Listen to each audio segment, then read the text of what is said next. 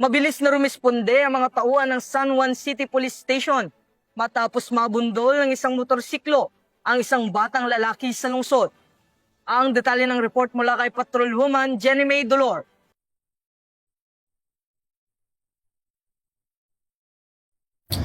Nabundol ang 7 taong gulang na bata ng rider na ito habang tumatawid sa kalsada sa kahabaan ng If Manalo Street, San Juan City. Agad namang tumulong ang mga concerned citizen na nakakita sa pangyayari at tumawag sa 911 hotline number. Gamit ang Unified 911, agad nakaresponde ang mga personnel ng San Juan City Sector 5 at ambulansya ng San Juan City CDRRMO at agad nabigyan ng paunang lunas ang biktima na nagtamo ng mga gasgas sa katawan at dinala ito sa pinakamalapit na hospital upang masigurado ang kalagayan ng bata. Samantalang ang rider naman na nakabundol sa biktima ay agad namang nagbigay ng kanyang kooperasyon sa mga otoridad at nangakong babayaran nito ang pagpapaospital sa batang biktima. Ako po'y nagpapasalamat sa ating mga kapulisan sa mabilis na pagresponde sa anak kong nabundol ng motor at naihatid sa ospital upang mabigyan ng paunang lunas.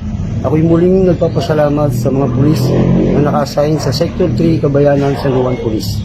Ang mabilis na pagresponde ng mga tauhan ng Eastern Police District San Juan City Police Station ay patunay ng kanilang tapat na serbisyo at dedikasyon na magampanan ang sinumpaang tungkulin. Mula dito sa Eastern Police District, ako po ang inyong PNN correspondent, Patrolwoman Jenny May Dolor, alagad ng batas, tagataguyod ng Balitang Pulis.